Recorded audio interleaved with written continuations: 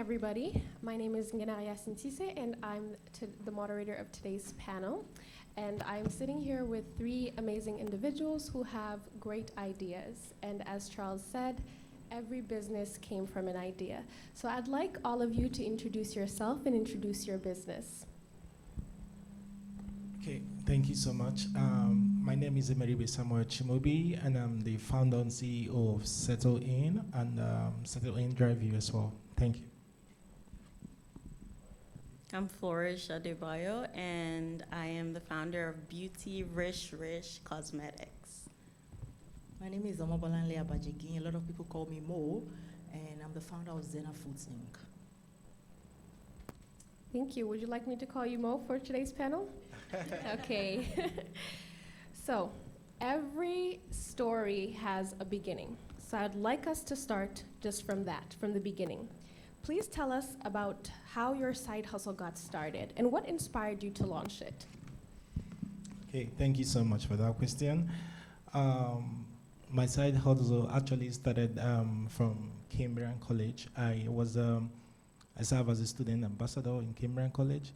At the same time, student governor as well. I was at the board of directors. So I think that projected me up there, to be able to witness what newcomers were dealing with, right? So I firsthand felt and saw what was happening, how people, when they come into the country, how that's not like a straightforward, process to actually welcome newcomers. And, people were experiencing a whole lot of things. Most people get to sleep at the airport. And most people don't even know how to figure out their way. And some people don't even know what we have in our community. It takes years for a lot of people to actually discover the things they were supposed to know the very first day they stepped in their foot in Canada, right? So I think that, motivated me to start that. It started as a side hustle in Cambrian College, where I was helping people with housing, and at some point providing transportation or maybe getting people to go pick people at the airport. So that is where my side hustle started. Thank you. I'll go next. Mine started from, I guess, a personal issue with my skin. So I've always had skin issues since I was younger. I've been to so many doctors, dermatologists, and I have eczema. Some people are born and they do get it and it goes away. For some people, it never goes away, it comes back.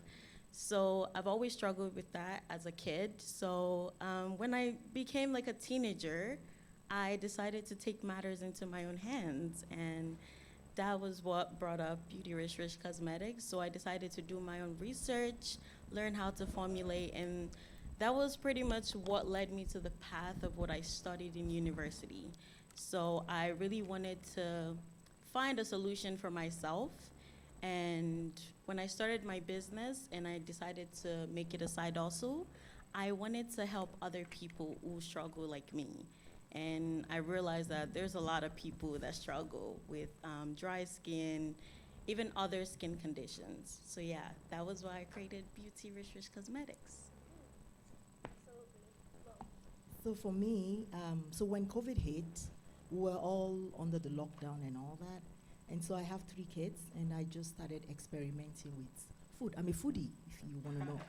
So I started experimenting different flavors on popcorn. So I would try this, my daughter would say this, my son would say this about it, and that's how it started.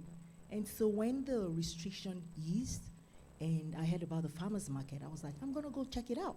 And I went, I applied, and we started with 12 flavors at the farmer's market with popcorn. And then gradually we started to grow, go to other markets, pop-ups and all that. And eventually we streamed it down. And we're now at a phase where we're trying to get into stores, we're done with our packaging. And so it's the hustle actually started like what I enjoy doing, making food for people around me. So it was more like a hobby before it could turn into a hustle for me. Absolutely. I would like to congratulate all three of you for getting started. From Samuel, for you seeing the issue in Sudbury with newcomers and not finding their way, and you solved that problem, to you with your business, right? With your own skin problem, and from that you decided, I'm going to help other people. And who knew being a foodie could turn into a business idea? Congratulations. And with starting, there's those first steps, those early decisions that you have to make. I would like to know, what was the first meaningful step you took that made your side hustle feel real?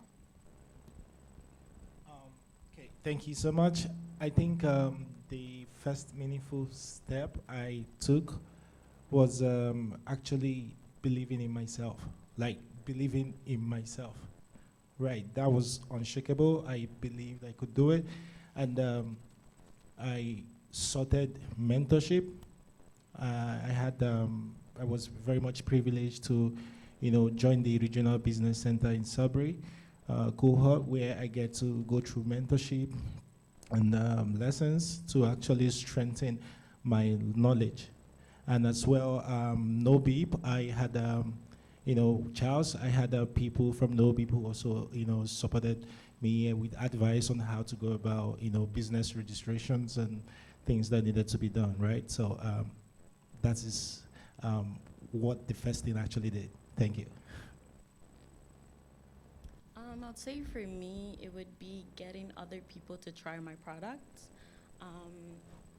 When I started, I was a Laurentian, and I remember I had a little pop-up in one of the study rooms, and I told my friends to bring their friends, and that was pretty much the first step I took to making it a side hustle. Because at first it was just for me, my friends, and my family.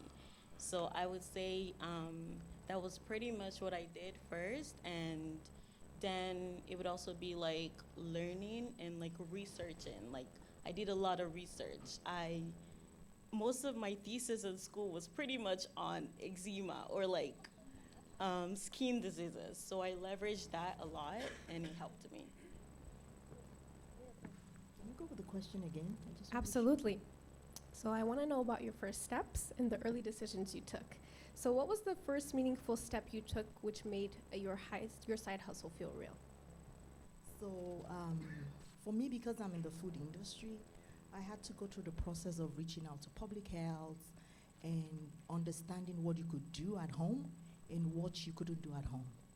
So it was a process, they had to inspect. And so at that point, I knew that you're probably, because they gave you steps, you got to do this, you have to do this. And so I knew I had to decide, are you going into this full time because you're going to put in money? Or it's just you want to give it up? So at that point, I knew when I was able to do all that PHSD required of me, I knew this is for real. This has to stay. At a point in my house, I didn't have a dining room for 2 years. I packed up my dining room and I used that as my production space. And my kids would eat in the sitting room, but now we have a commercial kitchen. So basically, at that point, I was like, you've gone so far, it's not going back. I would always say that to my friends, like, I've put in so much into this, I don't think I have any other choice. It has to be food business or nothing else for me. So at that point, that was how I knew this has to work. Absolutely. So sometimes your side hustle takes over your life. Sometimes it's your kitchen. Let's move into talking about managing life and business. How do you balance your business with work, family, school, or other responsibilities you may have? What has been your biggest challenge, and how did you overcome it? Okay. Honestly, balancing my business life and like my life and business, I think it's just finding balance in everything you do. And I realized at some point that I have to actually, let trust be on there to be able to like trust people to handle what we just believing that I can't do it alone. I have to involve some people, right? And at the same time, finding balance between my spiritual life. Actually, getting close to God has really, really helped me. And also my physical life, finding balance, like making out time to go get to the gym and, acquiring knowledge and just all around finding balance in life where I could just, make sure I'm doing the right thing, listening to people who have done it before, seek mentorship, all of that helped me a lot in finding balance, right? So that is actually what it is. And when it comes to the biggest challenge I've had, I think as an immigrant in Canada, you are faced with so many limitations, when it comes to, things or resources you have access to. I see that as the biggest challenge, where you will not be able to access some funding because of the limitation and resources. And honestly, overcoming that is something I would say God has really helped me. Like when I say this, I know people be like, you're always calling God and everything. We as entrepreneurs, most times we get distracted or get discouraged about things that will happen, things we don't know how it will happen, right?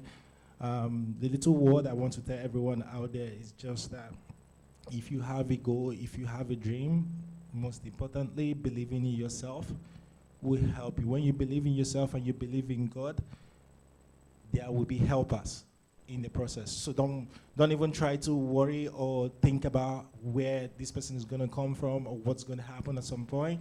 Just be determined, believe in yourself, and always talk to God. You will get what you need, and that has been my how I overcome whatever challenge that comes my way, whatever doubts and stuff. That's just my recipe to that. Thank you. I'd say for myself, I just graduated school, so I was a student for the longest time. My whole business, I was a student. The way I balanced everything is priorities and scheduling. I have a calendar. Everything I do goes on a calendar. If it's not on my calendar, there might be a problem. Because I have assignments, I have pop-ups that I need to do, and all of those things, I find that just putting that on my calendar, schedule, it helps me do everything. And I would say also getting help. I had to get help. I learned the hard way. I couldn't do it myself, so I had to find other people to help me. I had to train them and all of those things. Also seeking mentorship. I had to do that because joining NoBib was a huge step. I got to meet a lot of people. Gina has been great help to me, Karen as well. Charles as well. Charles helped me a lot in the beginning. And finding other people, talking to other entrepreneurs, seeing how they balance their work life, school life, it helped me to balance mine. And I would say, just to buttress Sam's point, God, honestly, someone asked me this question before, and I said, I don't know. I don't know how to balance it. It just works out. And I would say, knowing at every stage of my business, knowing what priorities I have and knowing what's the first priority. So if when I was in school and I had my thesis was my priority, and I had to just be able to live with that and get other people trusting them to help me in that stage. At some point I had to quit my part-time job because I could not balance it. So for a little bit, I quit my part-time job, and I had to go full on school because I needed that degree, and also grow my business. So I feel like the most challenge I had was definitely knowing, having information on a lot of things. For the most part of my business, I didn't know about some things, like the business center. I didn't know about it for a long time, and just being in different community spaces, talking to a lot of people, networking has helped me in that aspect. So, yeah. Okay, so in my own case, because I just started, I was I was everywhere. I wasn't planning, and I had to quickly learn that I had to put plans in place. I had a job that was taking a lot of my time. I knew I wanted to do the business full time, and so I had to quickly decide what kind of job do I need now that will be able to accommodate my business. So I had to switch jobs. That gave me a lot more freedom of time and to be able to focus on my business a lot more. And as at that point, I wasn't planning, I wasn't scheduling. I didn't understand how to, I felt like I have everything here. So I would mess things up, and then I would have to plan. So I had to go back to the drawing board and started scheduling. What should I do? I started researching, what should I do? And because I was always showing up at the farmer's market every Saturday, I needed help to do that.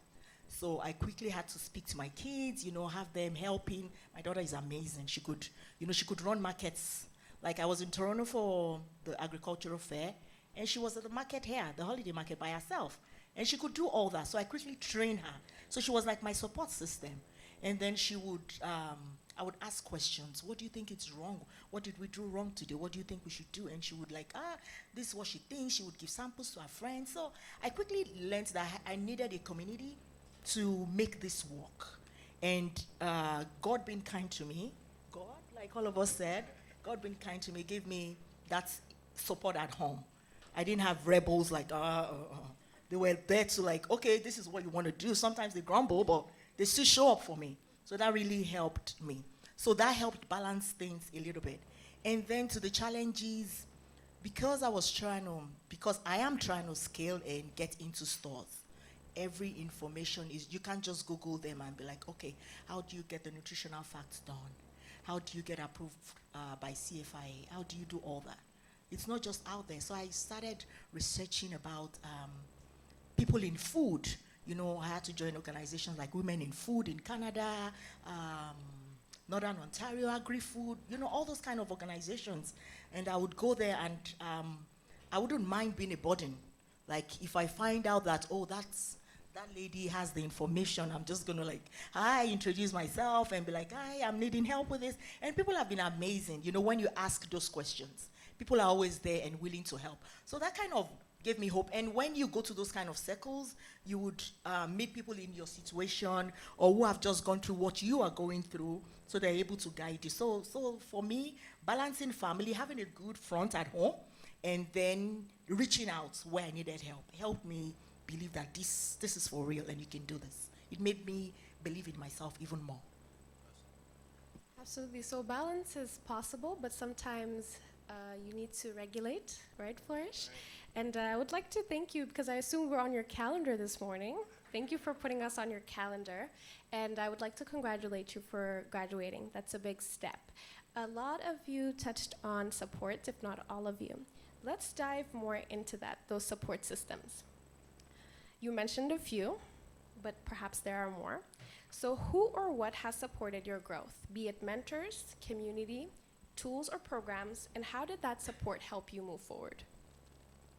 Okay, honestly, when I'm being asked about support system, I try to hit so much on Regional Business Center.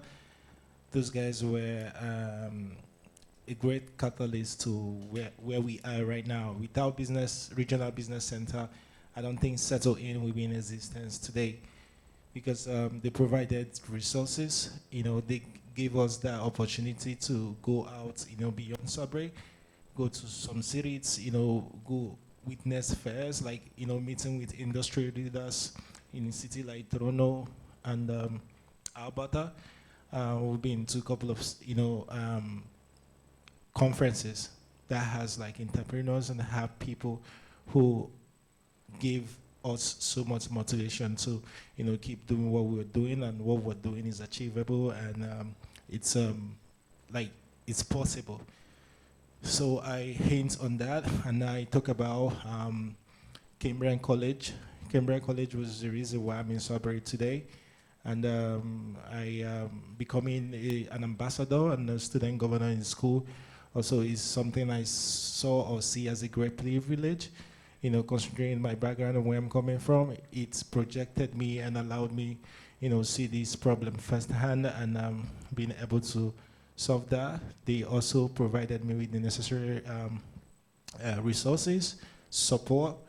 Cameron College, they had my first pitching competition actually happened in Cambrian College with the Cambrian Around Day, where I had an opportunity, to go on the stage, and I became the second runner-up of that competition. And it's all of this has so much roles they play mentally. Knowing that people actually believes in you, knowing that people actually believes in what you're working on, they help so much tremendously. And I wouldn't want to forget about No Beep. Coming to a city like Sudbury and knowing that's an organization where you can reach out to people, speak your language, or maybe even if they don't know the language, they know someone who speaks the same language as you. So I think that gives a sense of belonging, knowing you can be vulnerable to certain people, right? They also play their role. And in conclusion, City of Greater Sudbury, BIA, downtown BIA, those guys have been amazing as well, right? So I think there's a lot of amazing resources in Canada and Sudbury in particular. So if be you an entrepreneur, business, or intending entrepreneur, just know that there's a lot of amazing resources to actually help you get started and keep going, right? That's it. I don't want to say so much, but yeah, thank you. These are the core. There's been a lot of support, but these are the core, support system we have, and yeah, thank you.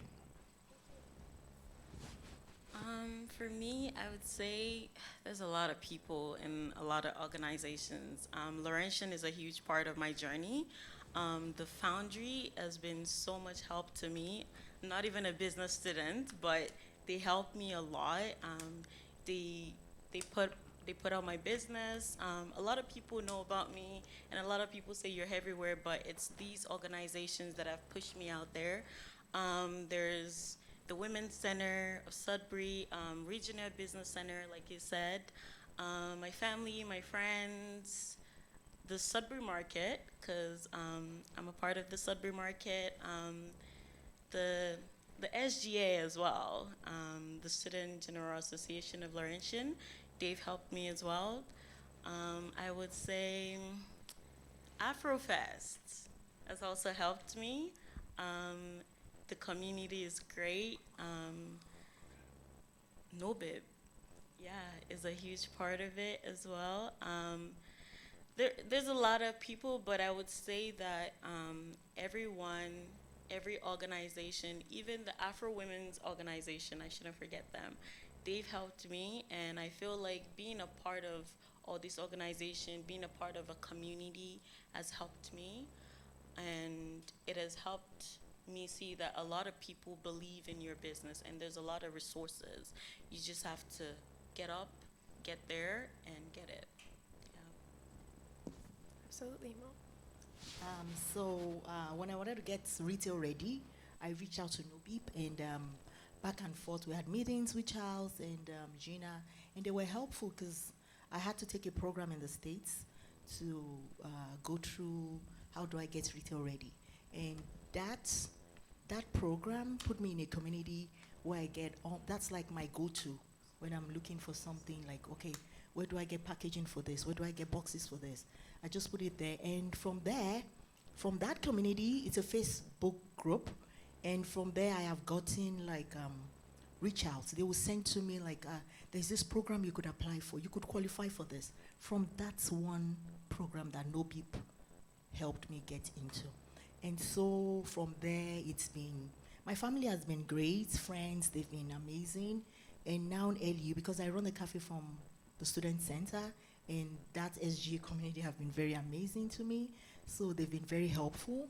So basically, the communities I've reached out to, most of them have been very welcoming. You know, when you say this is what I want, this is what I'm trying to get, and then you reach out, and they give the support. So it's not just one-off, but it's just so many communities and organizations are very helpful. As Charles mentioned in the beginning, as individuals we learn, and as business owners we learn as well.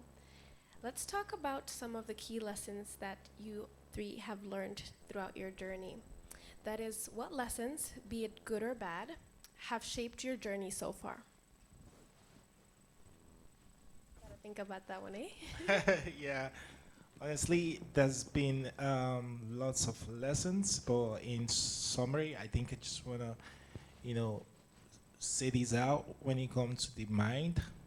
There's one thing I realize in life that, you know, you can actually be wanting or asking God for a particular place, and your current state of mind cannot operate in that realm.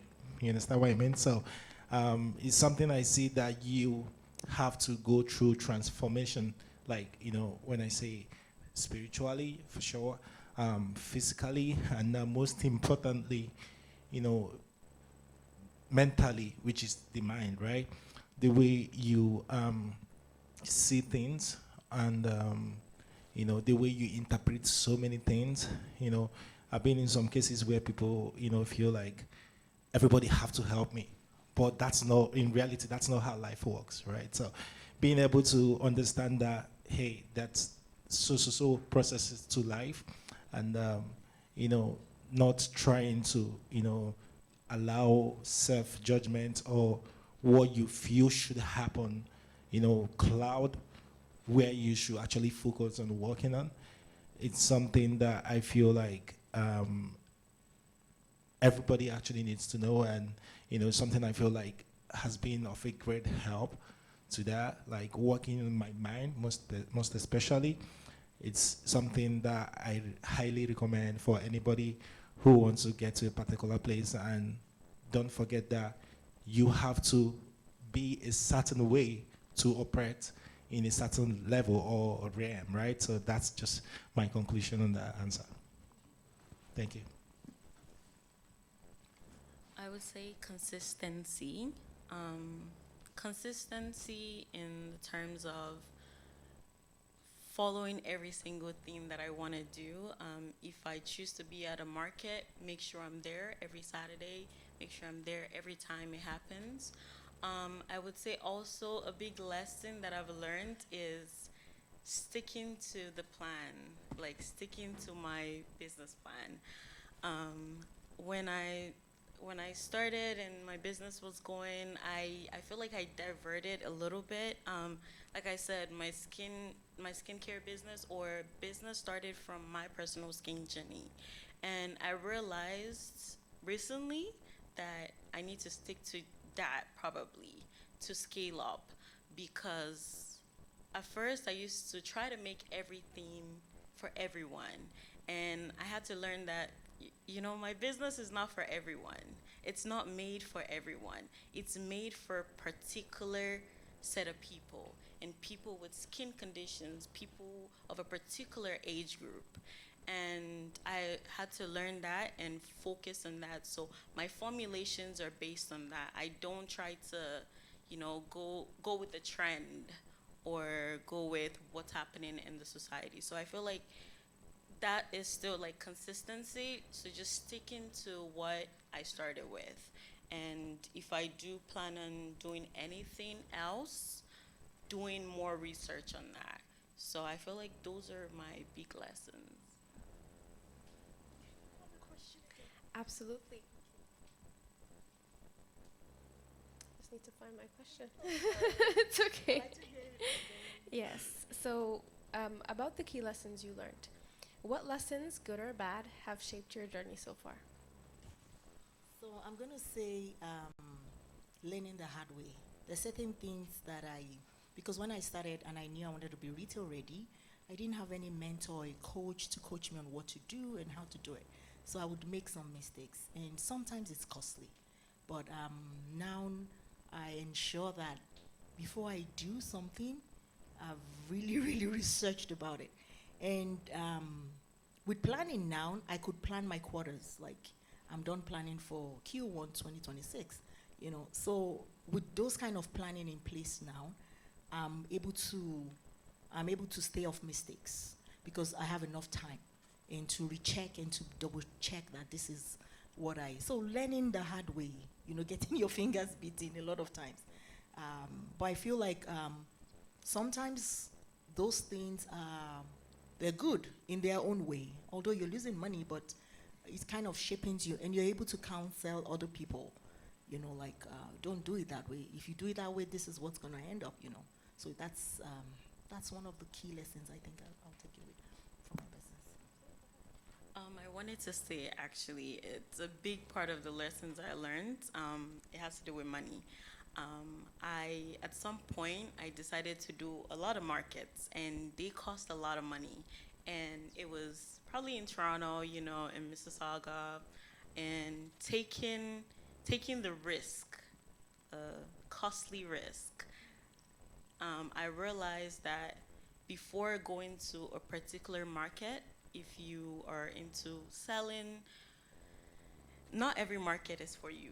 Like, even though there's a lot of people, there's a lot of foot traffic, it might just not be for you. You need to make sure that you know that my business or my product is for a particular group of people. Are they gonna have the time to even see what I'm selling? And I had to learn that one the hard way because, yeah, spending a lot on markets, traveling, you know, it's a lot of time too. So right now, there's a lot of markets I just would not do. They would reach out to me, and unfortunately, I'm not gonna do them because they're not for me. Yeah. I'm just going to chip in just to add to Absolutely. what she just said. I find I did that as well. I would go to Toronto, go to Hamilton, feel like, oh, there's going to be a lot of people there. It's a bigger market. But what I quickly realized is people at home in Sudbury, they know you. They've tried your products. And so they just come to support you. And I find that the best of markets are the local ones, are the ones I've had in Sudbury. So I'm like, I don't need to do all those. You can't be everywhere. These people have tried your products and they've tested it and they're comfortable with it. And with the farmers market, I used to hear, are you local? And so when people, oh, you're local, then they want to support you. Because, you know, they want the money to stay in the community. So that's just to buttress what she just said. Like, you can't do everything. So you have to stick to the plan. Like, this is the plan I have. There are a lot of distractions. Sometimes you go on Instagram or on Facebook and you're like, oh, this is another great idea. And my son will say, Mom, no, let's stick to the plan. This is the plan, we're sticking to the plan. So I feel like sometimes there's so many distractions out there, but you just have to stick to the plan. Yeah. Thank you for sharing that.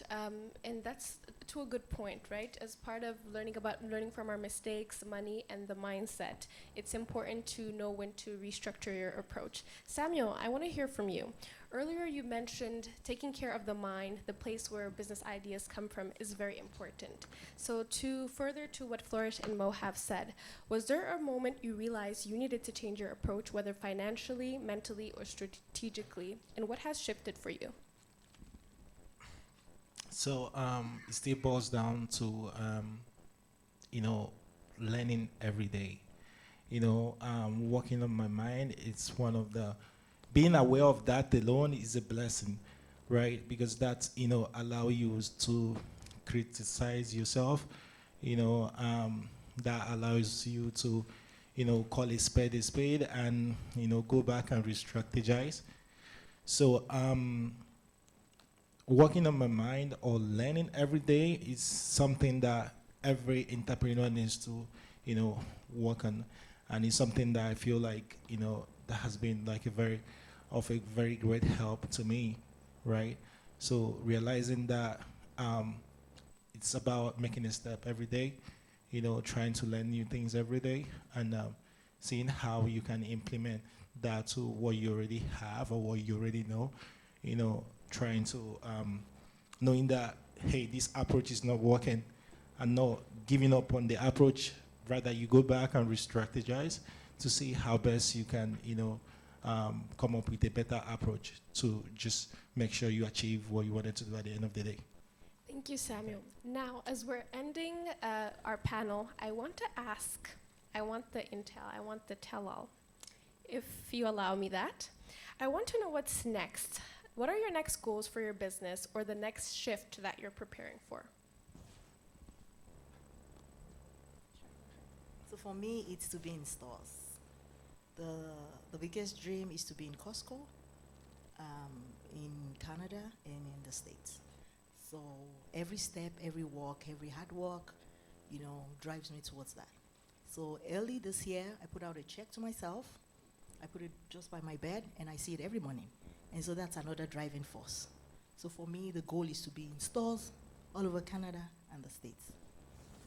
That's a beautiful, beautiful goal, and I pray that you are facilitated that through your work and through No Beep as well support.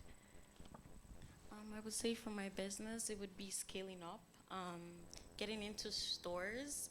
So everything that I do right now is, finding people to help me with the formulation, finding labs that could help me, reaching out to labs, and also finding local spas, salons that are gonna get my business in there and pitching my business to them.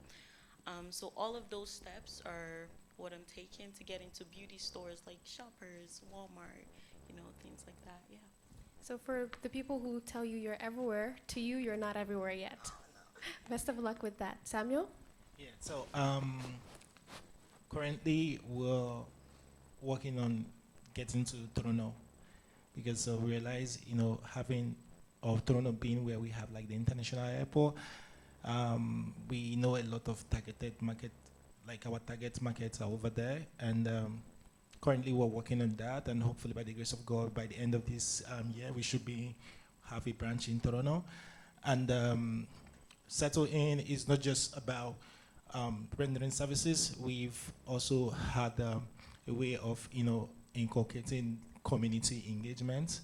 In our space in downtown, we have like a very big space where anyone can come and have a co-working space. If you're looking for a place outside your house where you can connect to a Wi-Fi and work on your project or do any kind of meeting, Settle In is there to accommodate you on that.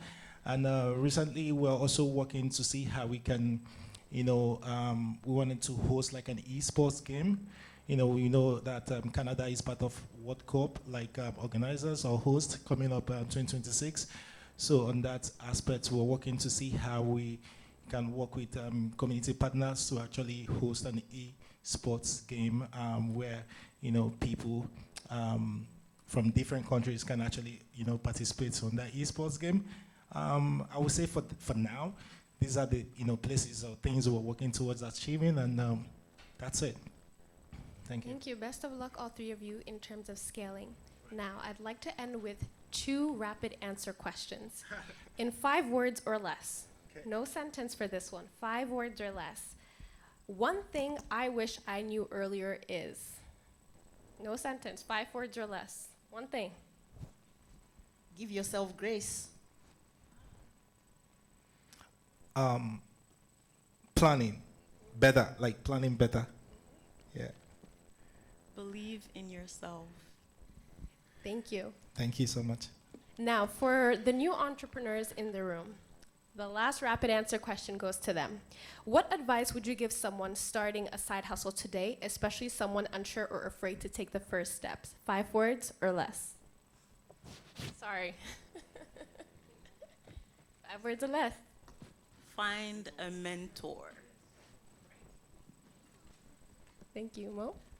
Show up for yourself. Samuel. Consistency. Just anything you do, like whatever it is, stay consistent. Like you feel you're not making any step, just show up every day, remain consistent. So that word consistency is a big thing, and I just want that to sound in the ear of everyone. Thank Absolutely. you. Yeah. Samuel, Flourish, Mo, thank you for sharing with us your journey, your story, and these tips. It's not every Saturday that you get free tips from business owners who have been there, done that. So from Samuel, who is our panelist with the least amount of years in business, please approach him if you're a new person in business. If you're in the middle ground, about 3 years, Flourish is your person. And if you're 5 years or more, Mo is your person. Thank you, everybody. Thank you. Thank you so much for the panelists. We're not just going to lose you yet. maybe in the public we've got a couple of questions that people want to ask. And do we have anybody? All right. Yeah. Good morning, everyone. Thank you so much. My name is Teresa from Sudbury and also board member of Afro Heritage. First of all, I just want to say I'm absolutely admiring your tenacity, all of you. And you know, this just reminds me that everyone can be a mentor. Like each of you had such important nuggets. Something that I've been thinking of lately is when I think of the African entrepreneur, and maybe Mobola, this is very much for you because you're a mother, you're a wife, you work probably more than one job. How do you balance, and yet I see you showing up in the community events, the Nigerian Association events, all of these things. How do you balance our cultural time pools, you know, be it weddings, funerals, you know how it is, with your big dreams? How have you addressed the time constraints that are some of our cultural heritage, and yet pursuing this big dream that you have? For me, a big part of my business is the community. The community makes the business. So I don't see it as a challenge. I see it as more like an opportunity and a blessing. And it's something I enjoy. I enjoy hanging out. I enjoy chatting, you know. I enjoy having fun and all that. And you would be surprised that at those kind of meetings, ideas sparks for entrepreneurs. Because sometimes I would go into some places and I'll be like, oh, why is this not here? Somebody should be doing, you know, those kind of things. So those spaces, for me, the way I see them are like, since community is a big part of my business, I don't see it as a challenge. I see it as an opportunity to meet someone else because it's what I enjoy. I enjoy talking to people. I enjoy meeting people. And it's very therapeutic. You know, when you get home every night and you could reflect on like, okay, so because I try to meditate as much as possible, almost every night, like how did my day go? And I could smile at some conversations I had with someone. I'm like, you know, so I don't see, to answer your question specifically, I don't see it as a challenge. I see it more as an opportunity because we all need each other. And that's the part of the business. We all need each other. No one is an island, right? Sometimes you're just going through so much in your business and you just need that getaway. And that get together or that Owambe or that birthday celebration is your getaway. Like, oh, I can't come and die. I'm going to go there and have some fun. So that's it for me. It's fun. Good. Is there any other tips to add from Samuel or Flourish? Okay, to add to what she already said, I think planning is one thing that I see people do with their business, with their work, and they fail to do that within their life, which is actually the most important thing for anybody in existence, because you can be at work, your employment, and you know you have calendar to plan, you know, this meeting with these clients and all of that, and in your own personal life, you don't, you know, intentionally try to make those plans. So, you know, put your mind in place, put your physical health in place, you know, learn every day, which is something that I think and I believe everybody actually needs, because it's a step at a time. So in conclusion, I think, you know, being very much intentional about your life and making some good plannings about your life will help you achieve anything in life. Yeah. Thank you. I'd say having boundaries. For me, I set boundaries for myself. I go to social events. I have friends that invite me out, but if I schedule a formulation for this certain time, I am not budging. I don't care if I miss the fun. I will leave. I'll show up because it is part of being in the community, you know, showing up for other people, helping other people, and, you know, just hanging out. But just setting that boundary and not bulging on it is what has really helped me, and I feel like everyone should have that. Thank you so much. I've seen 2 hands rising, so that shows the interest. I'm going to give the mic to Ivan, and then I've got one more person coming over there. Hello, my name is Ivan. I just want to thank you for all the words. I'm the founder of Meora, a media agency here in town. My question to you would be, how do you deal with partnership? And what I mean for that, it's, when you start a business, it's all about like community and stuff like that. So sometimes you don't have contract and then stuff like that. And when it's time and then somebody mess up something, and then how do you deal with that and how you overcome that to continue your like journey? Who's going to take that? Sam, you Yeah. start? Okay, Yeah. cool. Dealing with partnership, one thing in my journey as an entrepreneur I have learned is that you just need to learn to prioritize the goal or your goal when it comes to business, right? So if you're working on a particular project or business, prioritizing that business is the thing. Sometimes greed comes in when it comes to partnership. You just forget about the reason why you started up a business, and you feel you wanted to gain this or gain that. But partnership is something that there's this adage that says that two heads are better than one, and trust me, like partnership will always, like when two good heads come together, they are always going to be better than one.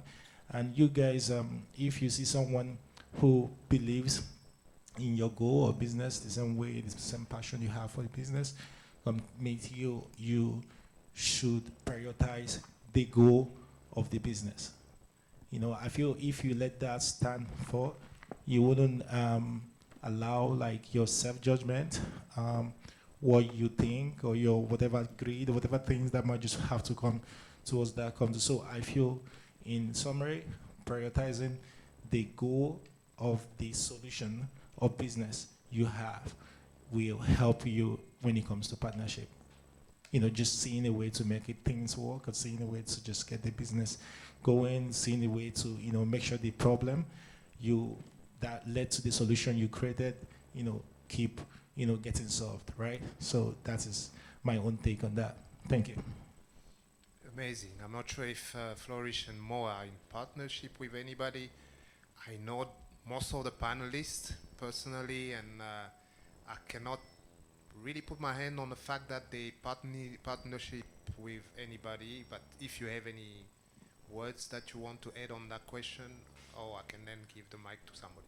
Flourish. I guess I'll just add to what Sam said, prioritizing your goal. If someone reached out to you for a partnership, make sure it aligns with your goal and your business. As much as you want to help the person or you want to grow, if it doesn't align with you, don't do it. It's okay. You might lose some money, but it's okay. And I'm just going to chip this in. For any partnership, like you're going into partnership with anyone or you're requesting any services, make sure you understand your expectations. Get it right. What's the expectation? Let it be in ink. Let it be clear. Let both of you understand what the expectations are going to be. What is my expectation of you, and what is your expectation of me? So when we're very clear on these things, we wouldn't have issues or like, okay, you didn't do it right. And then you do your research. You don't have to say, because she's my sister or she looks like me, I have to, if she's not meeting up to your own expectations, you don't have to give her or him the job. I feel like sometimes we make all these excuses and then everything flops, and then we're like, but we didn't do our own due diligence. Did we actually check? Did we know how competent this person is at this job? So we need to be clear on all those things. So that if anything goes wrong, if I give you a project and I didn't do it well, then you could be like, okay, I'm going to take these next steps because I was clear from the beginning. So I feel like if you get that clarity from the beginning, you would save yourself a lot of headache. That was word of wisdom. I actually dig all of you on this one. When I'm starting my business, you guys are my next call. Thank you. My name is Nkema Konami Eugene. You can call me Nkem or you can call me Eugene. My question goes this way. How do you bounce back from a big setback? How do you bounce back from a big setback in your business? And my second question goes to Flourish. Because you say you're doing a cosmetic business, you sell creams, I guess. Okay, so how did you start? Because your business entails somebody trusting you before purchasing it.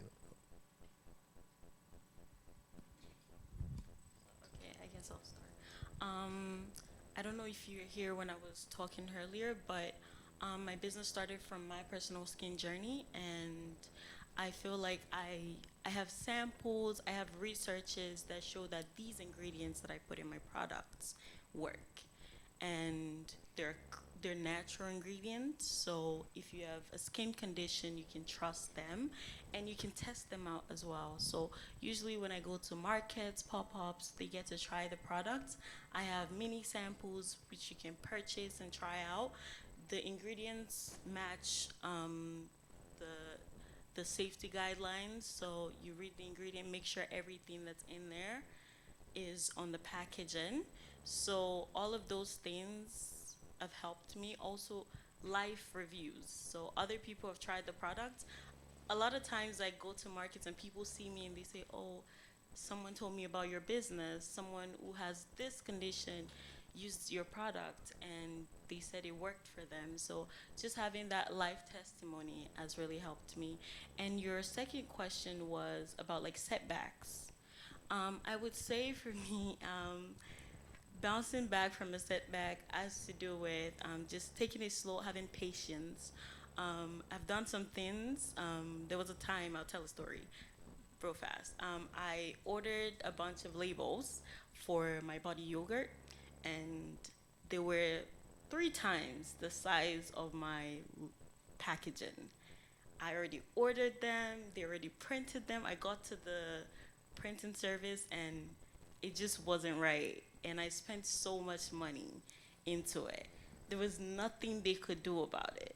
I had to pay for it and make another label. So instead of putting too much into the second batch that I ordered, I started small, even though it cost more, because it costs more to, purchase maybe 10 labels than buying like 500. So starting small, making sure that, please, before you print this label, send me a quote. Let me see how much it costs. Let me see that you got my order right. So I would say being patient and giving yourself that grace has helped me bounce back. Okay, to add to what she said, I think, first of all, when you're talking about how you bounce back, realizing that you are not a failure, even when what you're doing seems to have failed, is one thing that will help anybody. Like, that will just help you, because you are always better off starting something than when you never started, right? Because at some point you are always going to learn. Let's even say you do something and the thing didn't work, realizing that you are way better than how you would have been if you never ever tried that will, help you. I think is the foundational part where you just realize you have to, continue or bounce back, or you may have to continue with what you're doing is the thing. And at the same time, I will also recommend the book, Holistic Approach by Keisha Blair. There's like 36 lessons on how you can bounce back from anything. Trust me, that book, I'm reading on it right now, and it's something that will help. There's a lot of,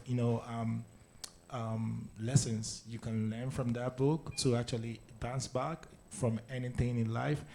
Like I said, realizing that starting up something or doing something is way better than not giving it a try at all. I think is the foundation of you realizing that you don't even need to bounce back from anything. You just, giving it a shot again, and that's just it. So for me, I don't think that anybody trying to do anything, there shouldn't be anything like failure. Don't see yourself as a failure. Sometimes, or in most cases, people around you or your intuition might just want to, label you as a failure, but trust me, you are always 100% better when you had an experience or have an experience than when you're just not trying anything at all. So I just hope this helps, man. Thank you. Yeah, well, So I'll just chip in. There's a saying that says, doing the same thing the same way and expecting a different outcome is madness. So when you have a setback and you sit down, reflect on it, what caused us? You know, go to the roots. What's the problem here? And fixing it. You know, that way you wouldn't make that mistake again. And when you do that, you give yourself grace. We all make mistakes, right? You could even plan it perfectly and it still went the other way. So, you know, you have to be patient with yourself in some instances. And in the other one, you have to just go back to the roots and see what caused the problem and fix it from the roots. So that's what I think. Amazing answers. I want to keep on talking here. But, okay, we've got one more question here. And then I think after that, I'll put my question and we'll be closing on the question session. Hello, everyone. Tyron from One Love Empire Games. I'm one of the founders. And my question is, for those who have social media, like how do you manage negative comments? Because you know social media can be good and it can be bad. So how do you manage negative comments on social media? I can go. So I went to a program in Toronto, like 2023, and what seems to be my best top-selling flavor, I got this review, and I was like, how could this person think like this, you know? So I reached out, like, I'm sorry you weren't satisfied, that wasn't what you were expecting, and all that. But what I noticed was that she was just projecting her hangers, fears, or whatever she was going through on me. You know, she was at the event, she bought the product, and she just had this review like it's bad, blah, blah, blah. And I knew the product I have. It's been tried and tested in Sudbury, so if you're telling me this, and that was still the most sold products that I took to Toronto. So I felt like you have to reach out, you know, because you don't want them spreading that about your business. Because the person that heard that would not, there's a saying in my language that the person that heard the bad part might not necessarily hear the good parts when they fix it. So you don't let the bad word go out there. Reach out to the person or whoever they are, reach out and try to have the discussion, you know, how could we please you better, you know? But in this instance, I didn't even have to reach out. This one person has ordered from me like 2 times after that. So I could sense it was what she was going through at that time that made her just push out those messages. But she was kind enough, she sent them to my DM.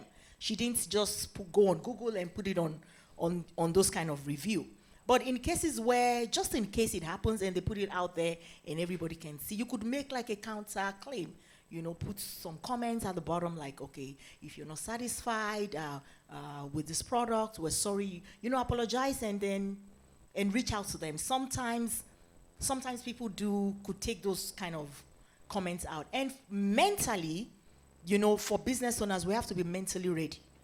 Because aside of people that are buying from you or people that are going for your services, you have to be ready that some people are just people. They're just going to project whatever it is out there. They're just going to try and ruin your day. So you have to be like, have that confidence in yourself. Like, I know what I'm doing. I have a support system that is working for me. I'm not going to allow you project this on me. I know it is a lot. Sometimes I make a content and, okay, I'll tell you this. I'm very, very conscious about cleanliness when I'm trying to prep food. And sometimes you want to make a video. I don't want gloves in my video. I just washed my hands. And you will see this comment, you're not wearing gloves. You're not wearing gloves. Why are you not wearing gloves? I'm like, I could be wearing dirty gloves. But I mean, people do that, right? So, and these projections could just be people projecting whatever they're going on in their mind on you. So you have to learn to be like, what is the best practices? Stick to the best practices and so be it. That's what I think. I'll go next. I feel like differentiating between a hater and a genuine negative review has helped me. So if I see that someone tried my product, someone actually bought my product, tried it out, and they didn't get what they were looking for, then my approach is different to someone who is just a hater. You're getting blocked. You're getting blocked if I see that you don't even relate to my products, or you have like 0 followers and you're just a hater from nowhere, you're getting blocked. Because I don't want that on my social media. However, if I do see that it's someone that has actually purchased, then I will reach out to the person. I had someone that bought a product from me. It was my color-changing product, and they said, "Oh, it's not what you sold to me. It's not what I tried." And I said, "Oh, like, apologize for it because I was confused." And I told them to please make a video trying it out. And when they did, they realized that it was the right product. So they ended up apologizing because it was just a misunderstanding. But when I post something on social media and someone's just a hater, like saying no, don't do this, don't do that, yeah, I block them. So, sorry to add to what my colleague says. Honestly, bro, this question is really, I appreciate you for asking this question because I know like a lot of people, based on what people are going to say or what people might say, let those things limit them from doing what they actually needed to do, or maybe doing whatever their plan is, or whatever their goal is. I just want everybody to realize that for me, I learned that understanding that every human beings have their view. First of all, like it's a big deal. Like it's the thing that anybody needs to have. Like you don't expect everybody to be reasonable or reason like you, right? So allow. I feel like it's a free word.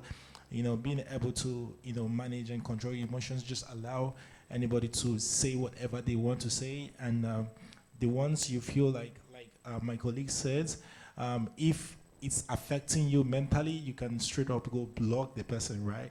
But as an entrepreneur, I always encourage that you're dealing with a whole lot of people. You're dealing with mental. There are people who are like who just need to who have problems to solve mentally and all of that.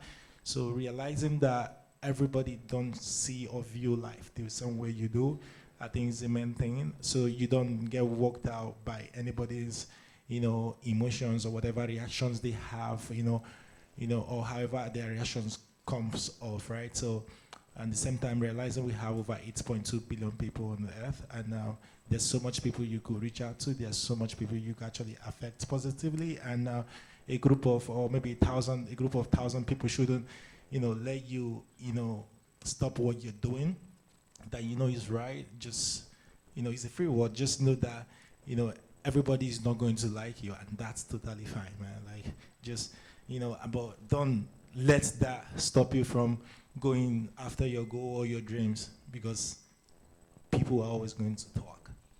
You understand what I mean? Like, even if you don't, people just see you and talk for no reason. So why not you just, let them talk while you try to achieve what you wanted to do, or go after your dreams, or do the things you feel you have to do for yourself, for your life, and for your generations, right? So that's all I have to say on that. And thank you for bringing that up, bro.